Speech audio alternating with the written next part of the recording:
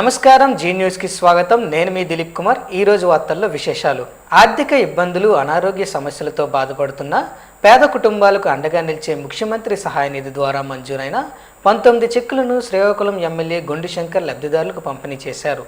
మొత్తం 9,75,960 రూపాయల విలువైన చెక్కులను అర్హులైన కుటుంబాలకు అందజేశారు. ఈ సందర్భంగా ఎమ్మెల్యే గొండు శంకర్ మాట్లాడుతూ, ముఖ్యమంత్రి నారా చంద్రబాబు నాయుడు నాయకత్వంలోని ప్రభుత్వం ప్రజల సంక్షేమానికి అత్యంత ప్రాధాన్యత ఇస్తుందన్నారు. పేద కుటుంబాలు వైద్య ఖర్చుల భారంతో ఇబ్బందులు పడకుండా సీఎం సహాయ నిధి ద్వారా ఆర్థిక భరోసా కల్పిస్తున్నామని తెలిపారు. అత్యవసర పరిస్థితుల్లో ఈ నిధి వేలాది కుటుంబాలకు ప్రాణాధారంగా నిలుస్తోందని పేర్కొన్నారు. ఎవరైనా అనారోగ్యంతో ఆసుపత్రుల్లో చికిత్స పొందుతూ ఆర్థికంగా ఇబ్బందులు ఎదుర్కొన్నట్లయితే వారు సీఎం సహాయ నిధి కోసం దరఖాస్తు చేసుకోవాలని సూచించారు. అర్హులైన ప్రతి ఒక్కరికి సహాయం అందేలా తన కార్యాలయం ద్వారా పూర్తి సహకారం అందిస్తామని హామీ ఇచ్చారు. రాష్ట్ర ప్రభుత్వం అమలు చేస్తున్న సంక్షేమ కార్యక్రమాలు పేదల జీవితాల్లో వెలుగులు నింపుతున్నాయని ఎమ్మెల్యే అన్నారు. ప్రజల సమస్యల పరిష్కారమే తమ ప్రభుత్వ లక్ష్యమని, అవసరమైన ప్రతి కుటుంబానికి ప్రభుత్వం అండగా ఉంటుందని స్పష్టం చేశారు. సీఎం సహాయ నిధి ద్వారా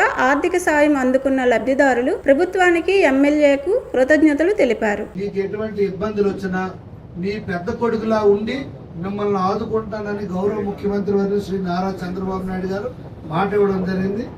అదే మాటకు అనుగుణంగా ఎన్డీఏ కూటమి ప్రభుత్వం ఏర్పాటు అయిన తర్వాత గౌరవ ముఖ్యమంత్రి వర్యులు ముఖ్యమంత్రి సహాయ నిధి నుండి పెద్ద ఎత్తున ఈరోజు సిఎంఆర్ఎఫ్ ద్వారా చెక్కులు పంపిణీ జరుగుతుంది. ఈ కాన్స్టిట్యున్సీకి సంబంధించి, శ్రీకాకుళం కాన్స్టిట్యున్సీకి సంబంధించి దాదాపు 365 మందికి ఇప్పటి వరకు ఈ సీఎం సహాయ నిధి నుండి మేము ఆదుకోవడం జరిగింది. దాదాపు 2.5 కోట్ల రూపాయలు ఇప్పటి వరకు ప్రతి ఒక్కరికి ఇవ్వడం జరిగిందని సందర్భంగా నేను తెలియజేసుకుంటూ, ఈ సందర్భంగా గౌరవ ముఖ్యమంత్రి వర్యులకి నా నియోజకవర్గ ప్రజల తరఫున హృదయపూర్వక ధన్యవాదాలు తెలియజేసుకుంటూ నమస్కారం. భూజ్య మండల కేంద్రంలో ఎస్సీఆర్పీ డిఆర్డీఏ ఆధ్వర్యంలో నిర్వహించిన మన డబ్బులు మన లెక్కలు కార్యక్రమంలో ఆమ్దలవలస ఎమ్మెల్యే కోన రవికుమార్ పాల్గొన్నారు. ఈ సందర్భంగా ఆయన మాట్లాడుతూ, స్వయం సహాయక సంఘాలు మహిళల ఆర్థిక సాధికారతకు బలమైన వేదికలని అన్నారు. మహిళలు ఆర్థిక క్రమశిక్షణతో వ్యవహరిస్తే కుటుంబాలు అభివృద్ధి చెందుతాయని పేర్కొన్నారు. సంఘాల లావాదేవీలు, పొదుపులు, రుణాల నిర్వహణలో పారదర్శకత, బాధ్యత పెంపొందించేందుకు ఈ కార్యక్రమం దోహదపడుతుందని తెలిపారు. మహిళా సాధికారతకు ప్రభుత్వం అత్యంత ప్రాధాన్యత ఇస్తుందని ఆయన చెప్పారు. కార్యక్రమంలో మహిళా సమాఖ్య ప్రతినిధులు, అధికారులు, స్వయం సహాయక సంఘాల సభ్యులు పాల్గొన్నారు. రైతులకు వ్యవసాయం లాభసాటిగా మారాలంటే ఒకే పంట సాగు కాకుండా అంతర పంటల సాగు, అలాగే వాణిజ్య పంటల సాగు మొదలగు మెలకువలు పాటించాలని శ్రీకాకుళం జిల్లా ప్రకృతి వ్యవసాయ ప్రాజెక్ట్ మేనేజర్ పూజారి సత్యనారాయణ చెప్పారు. తక్కువ విస్తీర్ణంలో ఎక్కువ పంటలు పండించి అధిక దిగుబడులు సాధించే అవకాశం ఒక ప్రకృతి వ్యవసాయానికి మాత్రమే సాధ్యమని అన్నారు. శనివారం శ్రీకాకుళంలో మీడియాతో మాట్లాడుతూ, ఈ ఏడాది జిల్లాలో 1,11,819 మంది రైతులతో 1,31,312 ఎకరాల్లో ప్రకృతి వ్యవసాయం సాగు చేయుటకు సన్నాహాలు చేస్తున్నామని చెప్పారు. జిల్లాలో 670 గ్రామ పంచాయతీల్లో మొదటి విడతగా 606 మంది శిక్షణ పొందిన ప్రకృతి వ్యవసాయ సిబ్బంది ప్రకృతి వ్యవసాయం సాగు చేసేందుకు ప్రణాళిక సిద్ధం చేశామని చెప్పారు. రైతులకు యాజమాన్య ఖర్చులు తగ్గించడం, పురుగు మందులు, ఇతర రసాయన మందుల ఖర్చు లేకుండా చేయడం, సేంద్రియ ఎరువుల వినియోగం లక్ష్యంగా ముందుకు సాగుతున్నట్లు ఆయన స్పష్టం చేశారు. కేంద్ర ప్రభుత్వం కొత్తగా తీసుకువచ్చిన national mission on natural farming లో కూడా ఎంపిక చేసిన గ్రామాల్లో ప్రకృతి వ్యవసాయం విస్తీర్ణ పెంచేందుకు చర్యలు చేపట్టామని తెలిపారు. గ్రామాల్లో గ్రామ సభలు ఏర్పాటు చేసి పురుగు మందులు, రసాయన ఎరువుల వల్ల కలిగే నష్టాలపై అవగాహన కల్పిస్తున్నామని చెప్పారు. నేల తల్లికి హాని కలిగించకుండా సహజ సిద్ధమైన ఎరువులు తయారు చేసి విషతుల్యం లేని పంటలు సమృద్ధిగా పండించడమే ప్రకృతి వ్యవసాయ లక్ష్యమని సత్యనారాయణ స్పష్టం చేశారు. 2016లో 12 గ్రామ పంచాయతీల్లో ప్రారంభించిన ప్రకృతి వ్యవసాయం నేడు 670 పంచాయతీలకు విస్తరించిందని, భవిష్యత్తులో జిల్లాలో ఉన్న 30 మండలాలకు విస్తరిస్తామని చెప్పారు. అలాగే మధ్యకాలిక రకాలైన బెండ, వంగ ఇలాంటి రకాలు ఉంటున్నాయి. అవి కూడా మధ్యస్థంగా వాడతారు. ఈ దీర్ఘకాలిక రకాలు మళ్ళీ నెక్స్ట్ సీజన్ వరకు పొలంలోనే అందుబాటులో ఉండి, అలాగే నేచురల్ ఫార్మింగ్లో ప్రధాన కాన్సెప్ట్ అయిన 365 రోజులు భూమిలో కప్పి ఉంచాలి పచ్చదనంతో అనే కాన్సెప్ట్ కూడా దీనివల్ల ప్రధాన పంట లేకపోయినప్పటికీ నెరవేరుతుంది. అందుకు ఈ పిఎండిఎస్ని ఈ సంవత్సరం ఈ రకంగా ముందుకెళ్తున్నాం. ఒక 30 రకాలతో ముందుకెళ్తున్నాం. ఒకవేళ ఈ 30 రకాలు మొలకలు ఎత్తుతాయి. ఈ 30 రకాలు కూడా సరైన వర్షపాతం పడితే మొత్తం కలిగి నేస్తాం. ఎక్కువ బయోమాస్ యాడ్ అవుద్ది. ఒకవేళ వర్షపాతమే లేకపోతే ఈ దీర్ఘకాలిక రకాలు ఒక ఎకనమిక్ ప్రోడక్ట్గా రైతుకు ఉపయోగపడతాయి, పూర్తిగా కరువు పరిస్థితున్న విధంగా. అలాగే ఈ మధ్యక రకాలు, స్వల్పకాలిక రకాలు పశుగ్రాసానికి కూడా కొంత ఉపయోగపడతాయి.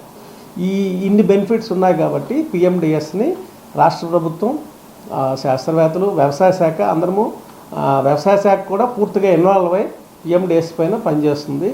సో ఈ రకంగా ముందుకెళ్తున్నాం ఈ సంవత్సరానికి సంబంధించి పిఎండిఎస్.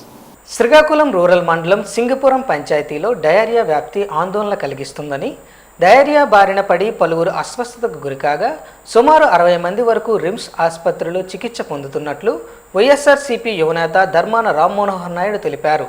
శనివారం శ్రీకాకుళం నగరం ప్రభుత్వ సర్వజన ఆసుపత్రిలో బాధితులను పరామర్శించిన అనంతరం ప్రభుత్వం తీరుపై వారు తీవ్ర విమర్శలు గుప్పించారు. ఈ సందర్భంగా ఆయన మాట్లాడుతూ సింగపురం పంచాయతీలో గత కొన్ని రోజులుగా డయేరియా కేసులు పెరుగుతున్నాయని, తీవ్ర విరోచనాలు, వాంతులతో ప్రజలు ఇబ్బందులు పడుతున్నారని తెలిపారు. పరిస్థితి విషమించడంతో సుమారు 60 మంది వరకు రిమ్స్ ఆసుపత్రిలో చేరి చికిత్స పొందుతున్నారని పేర్కొన్నారు. డయేరియా వ్యాప్తి చెందినప్పటికీ అంబులెన్స్ సౌకర్యాలు కల్పించలేదని, స్థానిక పిఎస్సి కేంద్రాలను అప్రమత్తం చేయలేదని ఆరోపించారు. రాజకీయాలకు అతీతంగా ప్రజల ఆరోగ్యాన్ని ప్రాధాన్యంగా తీసుకొని తక్షణ చర్యలు చేపట్టాలని డిమాండ్ చేశారు. గతంలో శ్రీకాకుళం నగరంలో కూడా ఇలాంటి పరిస్థితులు నెలకొన్నాయని, ఇప్పుడు మళ్లీ సింగపురంలో డయేరియా కేసులు పెరగడం ఆందోళనకరమని పేర్కొన్నారు. వ్యాధి వ్యాప్తికి సమగ్ర విచారణ జరిపి బాధితులకు మెరుగైన వైద్య సేవలు అందించాలని కోరారు. సింగపురంలో నెలకొన్న పరిస్థితిపై స్థానిక ఎమ్మెల్యే, కేంద్ర మంత్రి వెంటనే స్పందించి బాధితులను పరామర్శించడంతో పాటు అవసరమైన వైద్య, పారిశుద్ధ్య చర్యలు చేపట్టాలని వైఎస్ఆర్ కాంగ్రెస్ పార్టీ డిమాండ్ చేశారు. ప్రజల ఆరోగ్యంతో నిర్లక్ష్యంగా వ్యవహరించవద్దని ప్రభుత్వాన్ని హెచ్చరించారు. డయేరియా సోకి సుమారు 60 మంది దాకా రిమ్స్ హాస్పిటల్లో అడ్మిట్ అయితే కనీసం సహాయ చర్యలు చేపట్టకుండా, ఎటువంటి రెస్క్యూ ఆపరేషన్ చేపట్టకుండా, అసలు డయేరియా సోకలేదు, మామిడి పళ్ళు తినడం వల్ల ఇది సోకిందని ఎంత నిస్సిగ్గుగా అబద్ధాలు ఆడుతున్నారు. తప్పు కదా ఇది. ఇదా ప్రజలు మీకు నమ్మి మీకు పట్టం కడిగితే మీకు అధికారం కట్టబెడితే ఈ రోజున ప్రజల ఆరోగ్యంతో మీరు చెలగాటం ఆడుతారా? ఇది మంచి పద్ధతి కాదు. తక్షణమే ఎమ్మెల్యే గారు, కేంద్ర మంత్రి గారు తక్షణమే సింగపురం పంచాయతీలో సోకిన డయేరియా మీద స్పందించి పరామర్శించి బాధితులకు తగిన న్యాయం చేయాలని మీడియా ద్వారా వైసీపీ పార్టీ డిమాండ్ చేస్తుంది. జూన్ నెల ప్రారంభమైనప్పటికీ రాష్ట్రంలో పలు ప్రాంతాల్లో ఎండల తీవ్రత ఏమాత్రం తగ్గడం లేదు. ఉదయం నుండే బాణుడు తన ప్రతాపాన్ని చూపుతుండగా మధ్యాహ్నానికి ఉష్ణోగ్రతలు 40 డిగ్రీల సెల్సియస్కు పైగా నమోదవుతున్నాయి. వేడిగాలుల ప్రభావంతో ప్రజలు తీవ్ర ఇబ్బందులు ఎదుర్కొంటున్నారు. మరోవైపు నైరుతి రుతుపవనాలు త్వరలో ఆంధ్రప్రదేశ్లోకి ప్రవేశించే అవకాశం ఉందని వాతావరణ శాఖ తెలిపింది. రాష్ట్ర వ్యాప్తంగా ఎండల ప్రభావం కొనసాగుతోంది. ఉదయం 9 గంటల నుంచే ఉష్ణోగ్రతలు వేగంగా పెరుగుతుండగా మధ్యాహ్న సమయానికి రహదారులు నిర్మానుష్యంగా మారుతున్నాయి. అత్యవసర పనుల కోసం బయటకు వచ్చే ప్రజలు గొడుగులు, టోపీలు, తడి వస్త్రాలను ఉపయోగిస్తూ ఎండల నుంచి రక్షణ పొందేందుకు ప్రయత్నిస్తున్నారు. ద్విచక్ర వాహనదారులు, ఆటో డ్రైవర్లు, వ్యాపారులు, ట్రాఫిక్ సిబ్బంది, రోజువారీ కూలీలు తీవ్ర ఇబ్బందులు పడుతున్నారు. గ్రామీణ ప్రాంతాల్లో పరిస్థితి మరింత ఆందోళనకరంగా మారింది. వ్యవసాయ పనులు చేసే రైతులు, కూలీలు ఉదయం వేళల్లోనే పనులను పూర్తి చేసేందుకు ప్రయత్నిస్తున్నారు. వేడి గాలుల ప్రభావం ఆరోగ్యంపై కూడా తీవ్ర ప్రభావం చూపుతోంది. వడదెబ్బ, నీరసం, తలనొప్పి, వాంతులు, అలసట వంటి సమస్యలతో ఆసుపత్రులకు వచ్చే వారి సంఖ్య పెరుగుతున్నట్లు వైద్యులు చెబుతున్నారు. ముఖ్యంగా చిన్నపిల్లలు, వృద్ధులు, గర్భిణులు మరియు దీర్ఘకాలిక వ్యాధులతో బాధపడుతున్న వారు అధిక జాగ్రత్తలు తీసుకోవాలని సూచిస్తున్నారు. ఇదిలా ఉండగా నైరుతి నైరుతి రుతుపవనాలు జూన్ 4న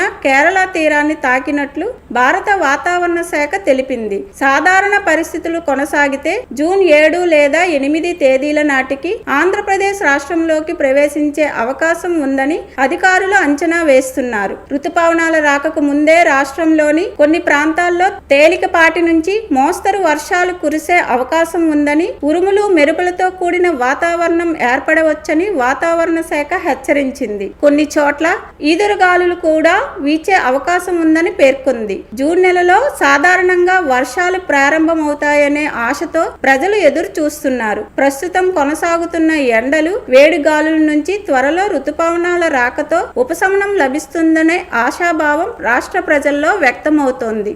ప్రపంచ పర్యావరణ దినోత్సవం సందర్భంగా లయన్స్ క్లబ్ ఆఫ్ ఆమ్దల్వల్స్ ఆధ్వర్యంలో పట్టణ మార్కెట్ ప్రాంతంలో గుడ్డ సంచుల పంపిణీ కార్యక్రమం నిర్వహించారు. ఈ సందర్భంగా క్లబ్ అధ్యక్షులు జలుమూరు వెంకటేశ్వరరావు మాట్లాడుతూ ప్లాస్టిక్ సంచుల వినియోగాన్ని తగ్గించి గుడ్డ సంచులను ప్రోత్సహించడమే తమ లక్ష్యమని తెలిపారు. ముఖ్య అతిథిగా పాల్గొన్న జిల్లా ఎన్విరాన్మెంట్ చైర్మన్ పొన్నాడ రవికుమార్ పర్యావరణ పరిరక్షణ ప్రతి పౌరుడి బాధ్యత అని పేర్కొన్నారు. కార్యక్రమంలో వినియోగదారులకు ప్లాస్టిక్ వల్ల కలిగే నష్టాలపై అవగాహన కల్పించి గుడ్డ సంచులు పంపిణీ చేశారు. కార్యక్రమంలో లయన్స్ క్లబ్ సభ్యులు, వ్యాపారులు, స్థానిక ప్రజలు పాల్గొన్నారు. పాతపట్నం మండలం కోదూరు గ్రామ పంచాయతీలో నిర్వహించిన గ్రామ సభ మరియు రీసర్వే కార్యక్రమంలో పాతపట్నం ఎమ్మెల్యే మామిడి గోవిందరావు పాల్గొని రైతులకు రాజముద్రతో కూడిన కొత్త పట్టాదారు పాసు పుస్తకాలను పంపిణీ చేశారు.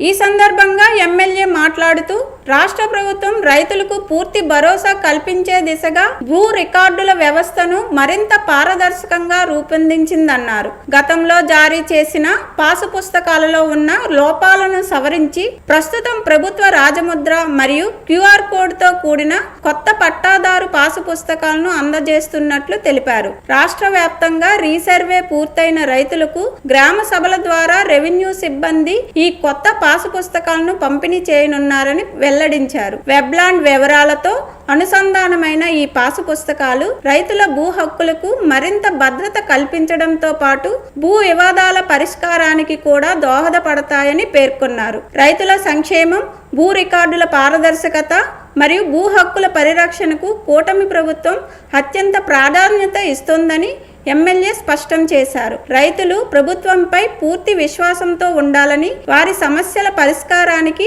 ప్రభుత్వం కట్టుబడి ఉందని తెలిపారు. ఈ కార్యక్రమంలో ఎన్డీఏ కూటమి మండల నాయకులు, రైతులు, రెవెన్యూ అధికారులు, గ్రామ పెద్దలు, ప్రజాప్రతినిధులు, కార్యకర్తలు పెద్ద సంఖ్యలో పాల్గొన్నారు. విశాఖపట్నంలో నిర్వహించిన నేషనల్ సీ ఫుడ్ ఎక్స్పోర్ట్ సెమినార్లో కేంద్ర పౌర విమానయాన శాఖ మంత్రి కింజరాపు రామ్మోహన్ నాయుడు పాల్గొన్నారు. ఈ సందర్భంగా ఆయన మాట్లాడుతూ దేశీయ, అంతర్జాతీయ స్థాయిలో సముద్ర ఉత్పత్తుల రవాణాకు ఎయిర్ కార్గో సేవలు పూర్తి స్థాయిలో అందుబాటులో ఉన్నాయని తెలిపారు. సీ ఫుడ్ ఎగుమతులకు అవసరమైన కార్గో రవాణా ఛార్జీలను మరింత సరళీకరించేందుకు చర్యలు తీసుకుంటున్నామని చెప్పారు. ఆంధ్రప్రదేశ్ దేశంలోని సీ ఫుడ్ ఎగుమతుల్లో అగ్రస్థానంలో నిలవడానికి ముఖ్యమంత్రి నారా చంద్రబాబు నాయుడు కృషి కారణమని ఆయన పేర్కొన్నారు. భోగాపురం, ముంబై, నోయిడా తదితర విమానాశ్రయాల్లో కార్గో టెర్మినల్ అభివృద్ధి చేస్తున్నామని, సీ ఫుడ్ రవాణాకు ప్రత్యేక ప్రాధాన్యత ఇస్తున్నామని తెలిపారు. మల్టీ మోడల్ కనెక్టివిటీ ద్వారా సముద్ర ఉత్పత్తులు వేగంగా మార్కెట్లకు చేరవేసి మెరుగైన లాభాలు పొందాలని వ్యాపారులకు సూచించారు. పెట్రోల్, డీజిల్, గ్యాస్ ధరల పెంపును వెంటనే ఉపసంహరించుకోవాలని సిఐటియు రాష్ట్ర కార్యదర్శి పి తేజేశ్వరరావు, జిల్లా అధ్యక్షులు సిహెచ్ అమ్మన్నాయుడు డిమాండ్ చేశారు. రాష్ట్ర వ్యాప్త నిరసనల్లో భాగంగా శ్రీకాకుళం అంబేద్కర్ జంక్షన్ వద్ద సిఐటియు ఆధ్వర్యంలో ఆందోళన నిర్వహించారు. ఈ సందర్భంగా నాయకులు మాట్లాడుతూ కేంద్ర ప్రభుత్వం వరుసగా ఇంధన ధరలు పెంచి ప్రజలపై భారాలు మోపుతోందని విమర్శించారు. పెరిగిన పెట్రోల్, డీజిల్ ధరల ప్రభావంతో నిత్యావసర వస్తువుల ధరలు కూడా పెరిగి సామాన్యులు, కార్మికులు, ఆటో, టాక్సీ డ్రైవర్లు తీవ్ర ఇబ్బందులు ఎదుర్కొంటున్నారని అన్నారు. రాష్ట్రంలోని కేజీ బేసిన్లో ఉత్పత్తి అయ్యే గ్యాస్ చమురులో 50% వాటా రాష్ట్రానికి కేటాయించాలని డిమాండ్ చేశారు. ఈ కార్యక్రమంలో సిఐటియు, రైతు సంఘం, వివిధ కార్మిక సంఘాల నాయకులు పాల్గొన్నారు. ఈరోజు రోజువారీ కూలీల మీద కూడాను పెట్రోల్ వేయకపోతే బండి నడవని పరిస్థితుల్లో ఉపాధి కూడా నష్టం జరిగే ప్రమాదం ఉంది.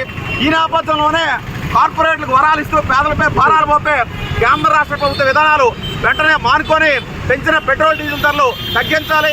ఇప్పటికే సెంట్రల్ ఎక్సైజ్ కానీ వ్యాట్ కానీ ఈ ధరలన్నీ కూడా 150% పెట్రోల్ డీజిల్ ధరల్లో పన్నుల భారం మోపుతున్నారు. అలాగే సబ్సిడీ ఎత్తేసి గ్యాస్ ఈరోజు 960 రూపాయలు చేరుకున్న నేపథ్యంలో ఈరోజు వంట చేయాలంటే మహిళలందరూ కూడా కన్నీరు కార్చే పరిస్థితి ఉంది. ఇప్పటికైనా సరే కేంద్ర రాష్ట్ర ప్రభుత్వాలు పన్నుల భారం తగ్గించి పెట్రోల్ డీజిల్ ధరలు తగ్గించాలని చెప్పి సిఐటికి డిమాండ్ చేస్తున్నాం.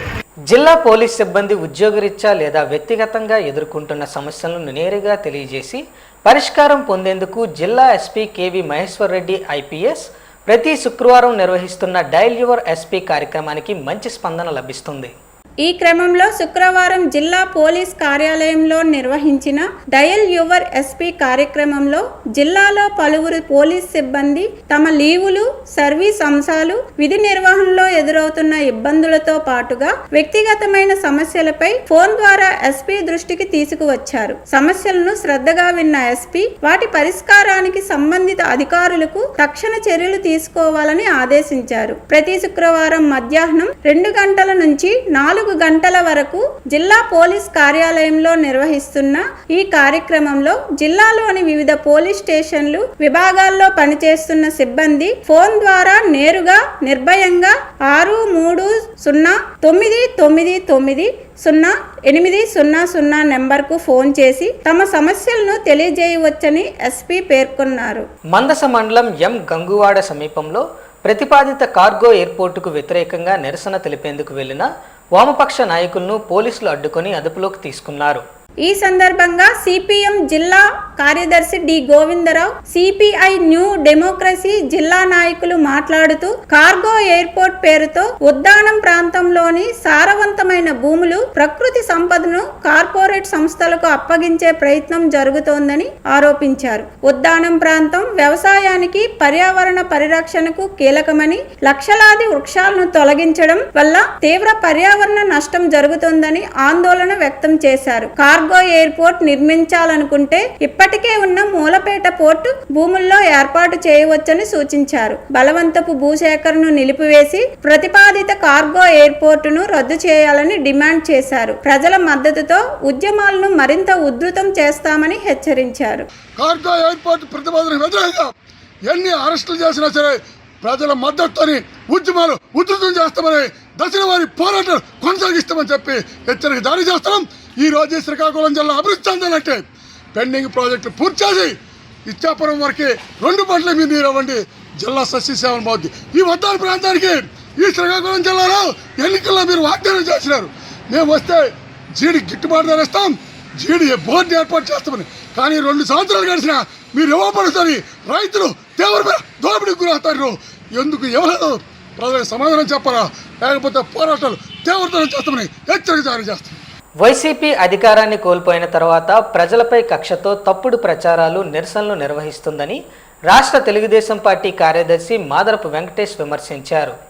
శనివారం విడుదల చేసిన ప్రకటనలో ఆయన మాట్లాడుతూ 2025లో కూటమి ప్రభుత్వం నిర్వహించిన మెగా డిఎస్సి పూర్తిగా పారదర్శకంగా నిబంధనల ప్రకారం జరిగిందని తెలిపారు. లక్షలాది మంది అభ్యర్థులు పోటీ పడిన డిఎస్సిలో 16,000కు పైగా ఉపాధ్యాయ పోస్టులను భర్తీ చేసి వేలాది కుటుంబాలకు ఉపాధి కల్పించామని పేర్కొన్నారు. ఉద్యోగాలు రాని అభ్యర్థులు అనర్హులు కాదని, భవిష్యత్తులో మరిన్ని డిఎస్సిల ద్వారా ఉద్యోగ అవకాశాలు కల్పిస్తామని చెప్పారు. ఎంపిక ప్రక్రియపై ఎవరికైనా సందేహాలు ఉంటే సంబంధిత అధికారులను సంప్రదించాలని సూచించారు. డిఎస్సి నియామకాలపై వైసీపీ చేస్తున్న ఆరోపణలు నిరాధారమని, ఉద్యోగులు మరియు నిరుద్యోగ యువతను తప్పుదోవ పట్టించే ప్రయత్నాలు చేస్తున్నారని విమర్శించారు. ముఖ్యమంత్రి నారా చంద్రబాబు నాయుడు, విద్యాశాఖ మంత్రి నారా లోకేష్ నాయకత్వంలో రాష్ట్రంలో అభివృద్ధి, సంక్షేమం, ఉద్యోగ కల్పనకు ప్రభుత్వం ప్రాధాన్యత ఇస్తుందన్నారు. 2 ఏళ్ల కూటమి పాలనలో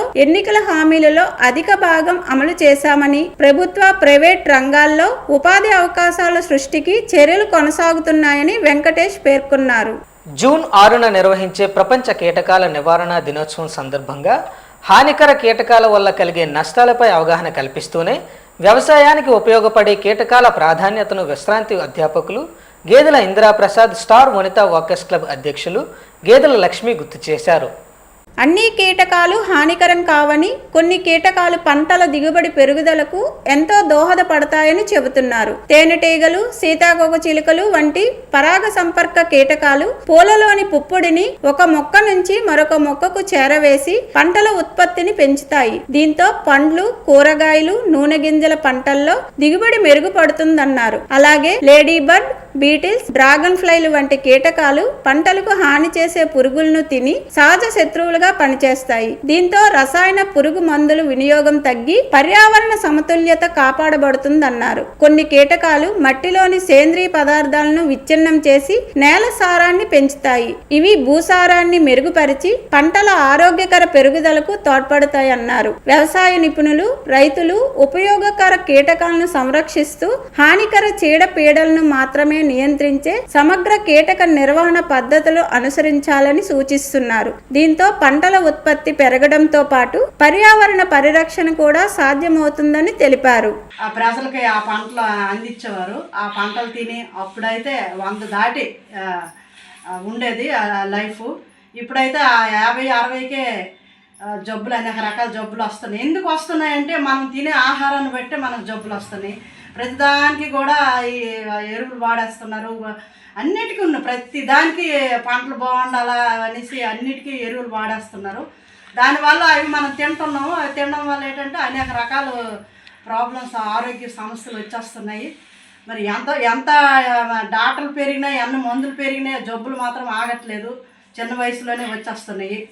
మరి ఇవన్నీ అరికట్టాలంటే మనం మళ్ళీ పూర్వ రోజులకి వెళ్తేనే ఇవన్నీ ఆగుతాయని నా ఉద్దేశం. కీటకాలు, ఈ తేనెటీగలు లేకపోతే ఈగలు, ఇటువంటి కీటకాలు లేకపోతే ఫలదీకరణం అవ్వదు. ఫలదీకరణం వలన పువ్వులో ఇవి తేనె కోసం వెళ్తే ఈ మగ రేణువులు తయారయ్యి అక్కడ మంచి మంచి పండు పండే అవకాశాలు ఉంటాయి. కనుక అటువంటి పంట తినడం వలన ఆరోగ్యకరమైన ఫలం మనకు దొరుకుతుంది. కనుక అది ఆరోగ్యానికి ఎంతో అవసరం ఉంటుంది.